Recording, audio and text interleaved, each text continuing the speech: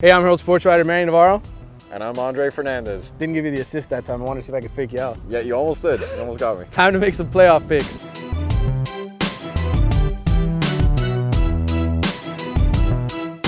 All right, Dre, so we got a bunch of games in Dade and Broward County. Let's try to roll through them as quickly as possible. Let's start with Monarch High School. They're here, they're 9-1, made the playoffs, but they've got a heck of a tough test, the opening round versus Miramar. A Miramar team that's been through a lot, 7-3, 9-1. Who do you got?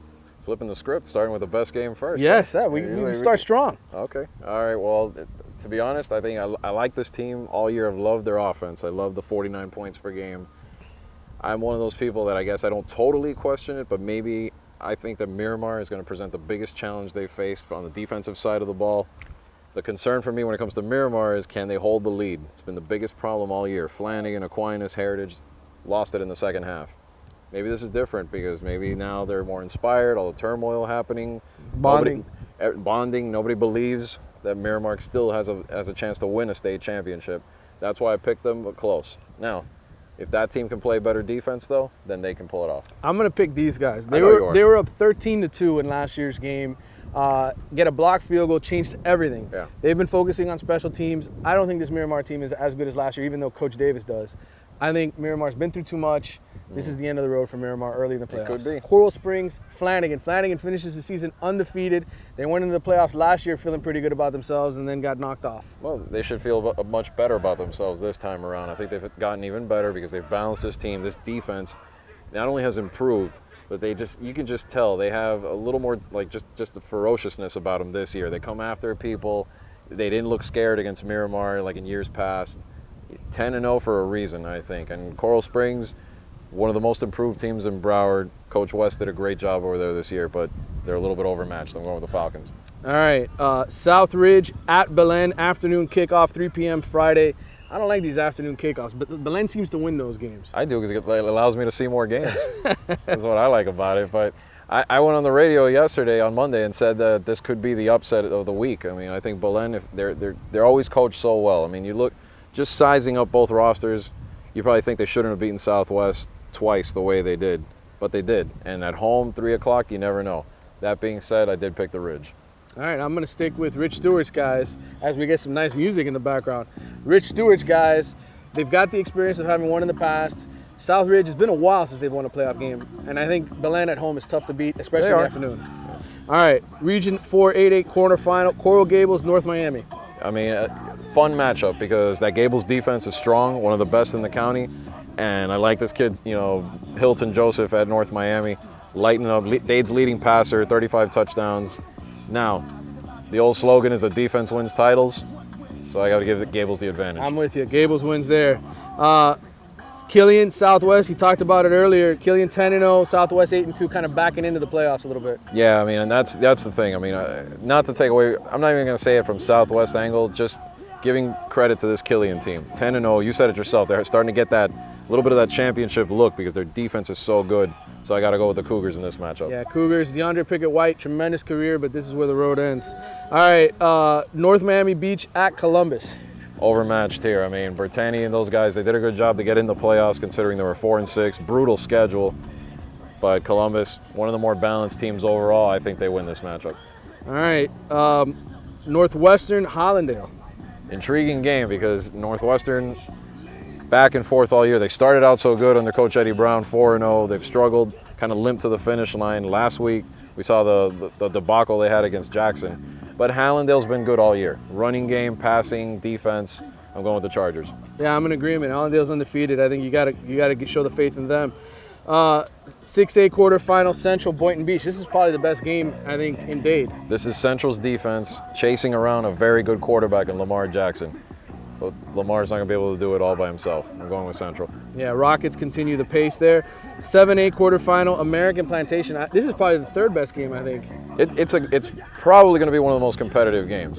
A little bit of doubt crept into my original thought that American was going to win this game just because their offense has struggled so much lately. But in the playoffs, you change a few things, you make a few different calls. I'm going to stick with American. I'm going to show some faith to the Patriots, too. I think this is finally the year they get that playoff monkey off their back. Mater Academy at St. Thomas Aquinas. Hey, nice season, Mater Academy. I know. Those guys were great for us a few weeks back. We filmed over there. Congratulations to Matter, but I mean, they know what's coming with Aquinas, unfortunately for them. Playoff matters. That's what's going to happen with St. Thomas Aquinas. Delray Atlantic at Blanche Ely. Atlantic 8-2, Ely 6-4.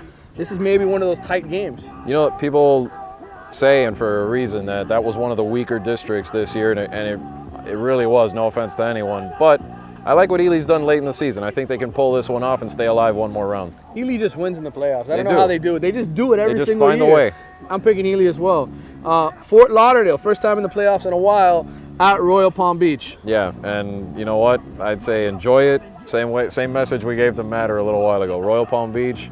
Willie Bueno, the longtime coach in Palm Beach County, he's turned that program around, and I think they move on. Instead of the flying L's, they'll be the driving L's, because they'll be driving back with an L. Sorry, I had to go there. Always clever. 5A, Immokalee at American Heritage.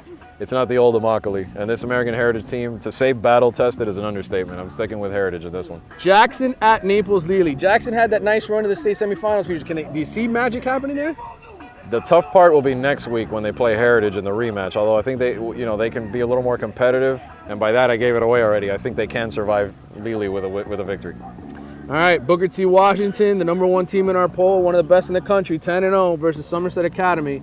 Something tells me the streak doesn't end with Somerset. What's the Bill Walsh quote? This is bad for the game? Yeah. This matchup is bad for the game. I mean, I don't even have to say it. BTW. Gulliver at Belglade, Glade Central. Norland went in there a couple years ago with Duke Johnson and won in Glade Central. Can Gulliver be the next team to do it?